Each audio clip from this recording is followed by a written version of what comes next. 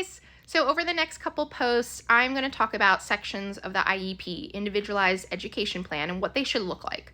Today, I'm literally just going to talk about real fast the present level section. So in an IEP, you'll have the first couple pages, which is your information, your address, phone numbers, things like that, and then overview of state stuff. It's kind of confusing.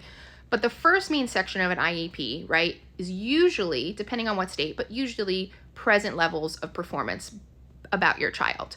So in these sections, you want to make sure that the teacher your child currently has, or the teacher previously, especially if it's early in the fall, that the information is as up to date as possible, right? You don't want anything from a couple years ago. It's not helpful. It's not worth it. It's silly to be in those.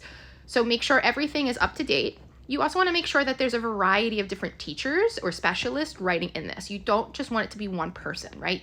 You want to hear how they're doing in math and in science and in social studies. Now, if they're in elementary school and they have one teacher, it might just be one section. However, if your child is also seeing a speech therapist, occupational therapist, counselor, whatever, that should be in there too.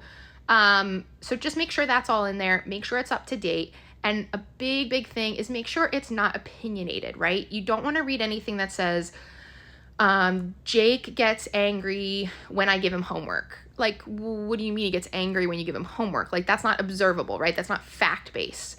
So you can say, when I hand a homework assignment to Jake, he takes the paper, rips it up, and puts it in the trash, right? Because that is like very fact-based, not opinionated. So those are just a few things you want to check out.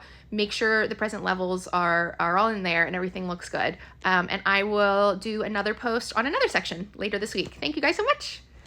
And reach out if you have any questions.